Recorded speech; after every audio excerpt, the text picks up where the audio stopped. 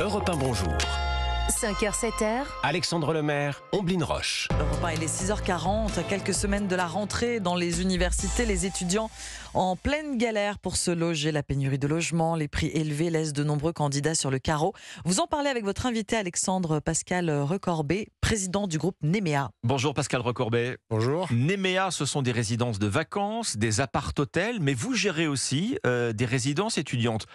Tout est déjà complet à l'heure où on se parle chez vous? Alors, je dirais malheureusement pour les étudiants qui cherchent encore un logement, on est quasiment complet à part les 2 résidences qu'on ouvre en septembre, Amiens et Caen, et on a encore une dizaine d'appartements sur ces 2 résidences, des résidences qui comptent 140 appartements. Donc quasiment plus rien en fait.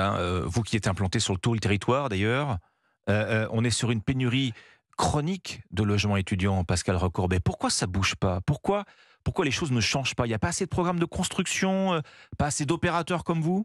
Alors, il y a plusieurs raisons pourquoi ça bouge pas. Alors déjà, ce qu'il faut savoir, c'est que dans l'enseignement supérieur, il y a environ 3 millions d'étudiants à peu près. Il y a 380 000 places en résidence publique ou privée. Donc vous voyez déjà le delta, c'est très compliqué. Et pourquoi c'est difficile? Parce que il y a des manques de terrain, il y a des communes qui veulent pas faire construire par les promoteurs des résidences étudiants parce que ça fait du bruit, parce que ce qui est souvent des arguments un peu faux. Mais en tout cas, le fait est que c'est très très difficile pour un étudiant de se loger. C'est-à-dire l'argument des nuisances sonores des appartements d'étudiants va décourager C'est une nuisance sonore, c'est des jeunes, c'est des parkings en plus, c'est compliqué. Bon, je suis pas promoteur, donc j'ai un peu de mal à en parler, mais en tout cas, c'est vrai que les promoteurs ont certaines difficultés à trouver des terrains pour faire des résidences étudiants. Bon, vous n'avez en tout cas aucune difficulté à avoir vos résidences étudiantes occupées. C'est aussi le problème, Pascal Recorbet, des passoires énergétiques, qui commencent à sortir du marché locatif. C'est autant d'offres en moins, en fait. Tout à fait. Et donc, nous, on a été créé en 2012. Donc, le problème énergétique ne se pose pas.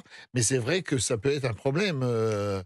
Il faut avoir plus de lots pour les étudiants, puisque moins d'appartements, ça fait monter les prix. Donc forcément, c'est plus difficile pour certaines personnes. Et c'est pour ça que Nemea a créé une association à but non lucratif pour, dans nos résidences, avec les mêmes produits, les mêmes qualités de déco et tout ce qui s'ensuit, on a des appartements sociaux pour des étudiants boursiers, par exemple, au même titre que les autres. Donc, et souvent, il y a des mairies qui nous le demandent.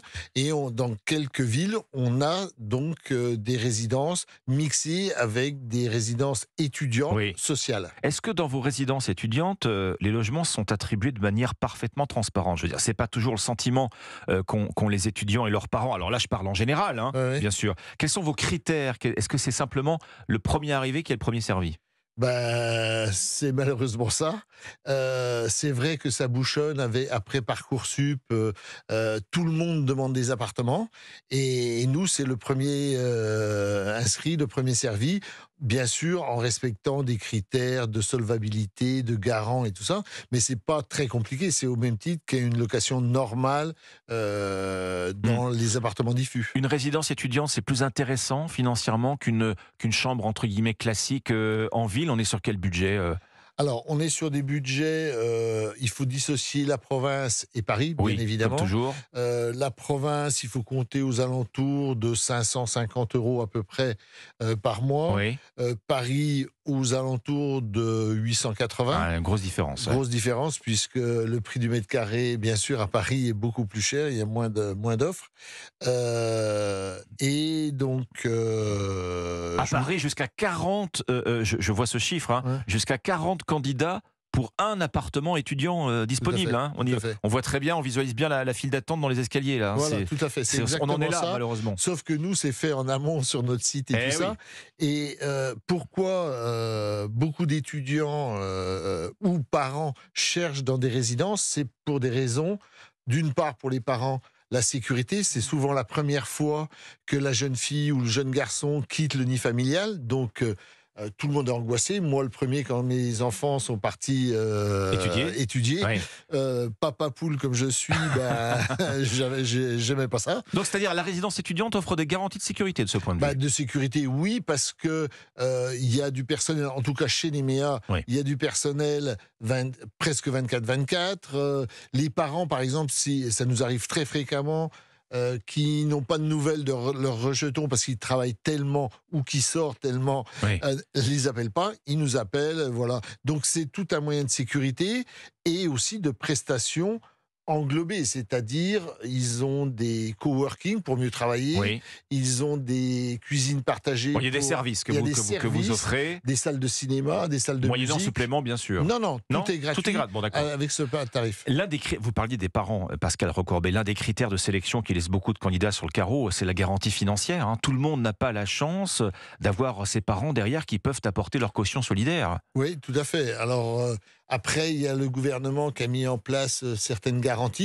La caution locative étudiante, qui est Oui, tout à fait. la clé Tout à justement qui s'adresse aux étudiants dépourvus de garants personnels. Tout à fait. Oui. Et il y a aussi, bien sûr, toutes les aides de l'État où nos résidents sont assujettis à toutes ces aides APL pour les locataires sociaux ou les mobilités pour les jeunes qui font des stages.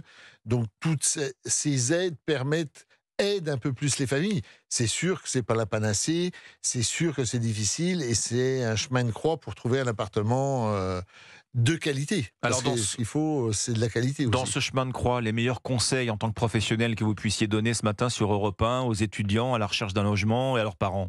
Eh ben, je vais dire, c'est le b.a.-ba, c'est de le faire le plus vite possible et le plus tôt possible.